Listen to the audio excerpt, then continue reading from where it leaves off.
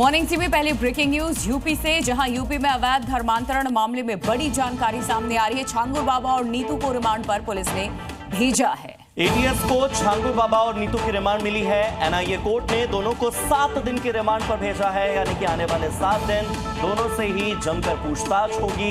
एक एक सवाल का जवाब इन दोनों से लिया जाएगा और जो पूरा साम्राज्य स्थापित किया गया था, जिसे ढा दिया गया, उस साम्राज्य से जुड़ी एक एक डिटेल इनसे ली जाएगी। छांगुर बाबा ये वो नाम है जो प्रदेश में धर्मांतरण का गंदा धंधा चला रहा था, लेकिन अब इसके काले कारनामे सामने आ चुके हैं। बुधवार को एटीएस ने छांगुर बाबा और नीतू नवीन को एनआईए कोर्ट में पेश किया, जिसके बाद कोर्ट ने दोनों को 7 दिनों की रिमांड पर भेज दिया है। रिमांड के दौरान बाबा से उसके आर्थिक स्रोत, एजेंटों के नेटवर्क, विदेशों से फंडिंग और अब तक धर्मांतरित किए गए लोगों के आंकड़ों के बारे में पूछताछ हो सकती है। वहीं सूत्रों की माने तो रिमांड में कई चौंकाने वाले खुलासे हो सकते हैं, जो देश भर में फैले इस रैकेट की जड़ों का खुलासा करेंगे। वहीं छांगुर पर सूत्रों के हवाले से बहुत बड़ा खुलासा हुआ। बलरामपुर की डेमोग्राफी बदलना चाहता था छांगुर। धर्मांतरण के लिए लालच देता था, सनातन के खिलाफ नफरत फैलाने का काम करता था और छांगुर बलरामपुर को इस्लामिक सेंटर बनाने का मंसूबा रखता था। पहले इसके आशियाने को ढा दिया गया और अब धर्मांतरण के खिलाफ इस पर लगातार जांच पड़ताल जारी है। सनातन के खिलाफ नफरत फैलाने का काम करता था ये।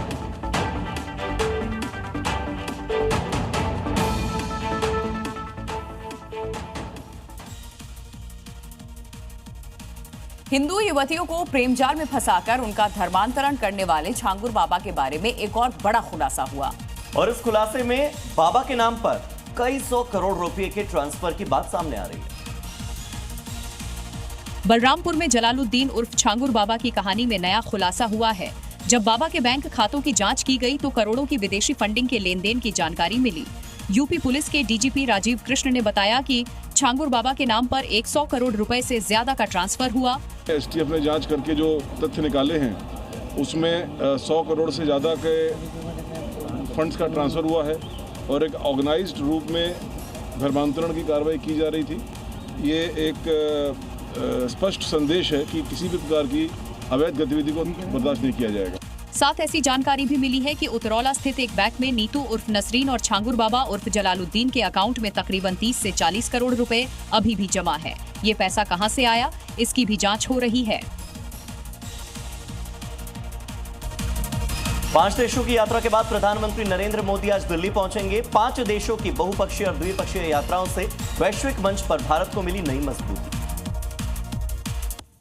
रांची में पूर्वी क्षेत्रीय राष्ट्रीय परिषद की 27वीं बैठक में शामिल होंगे गृह मंत्री अमित शाह। सुरक्षा, नक्सलवाद, वाटर मैनेजमेंट समेत कई अहम मुद्दों पर चर्चा की संभावना। बिहार में वोटर लिस्ट रिवीजन के खिलाफ सुप्रीम कोर्ट में आज होगी सुनवाई। कांग्रेस ने 9 अन्य विपक्षी दलों के साथ मिलकर चुनाव आयोग के फैसले को दी है चुनौती। अवैध धर्मांतरण मामले के मुख्य आरोपी छांगुर बाबा और सहयोगी नीतू को 7 दिन की पुलिस रिमांड। बलरामपुर में छांगुर बाबा की हवेली पर चला बुलडोजर। गुरु पूर्णिमा पर शिष्य और गुरु दोनों भूमिका में दिखे यूपी के मुख्यमंत्री योगी आदित्यनाथ। गोरखनाथ मंदिर में सीएम योगी ने किया गुरु पूजन। कांवड़ यात्रा को लेकर योगी फोर्स का महाप्लान तैयार है। कांवड़ियों की सुरक्षा पर विशेष ध्यान। 29,000 से ज्यादा सीसीटीवी लगाए गए। सोशल मीडिया की 24 घंटे निगरानी होगी। बटला हाउस खीजराबाद के बाद अब जोगाबाई इलाके में चलेगा डीडीए का बुलडोजर। डीडीए ने 17 जुलाई तक झुग्गियों को खाली करने का दिया है अल्टीमेटम। झमाझम बारिश से दिल्ली एनसीआर के कई इलाकों में जलभराव हुआ है। सड़कें पानी में डूबी, लोग परेशान रहे।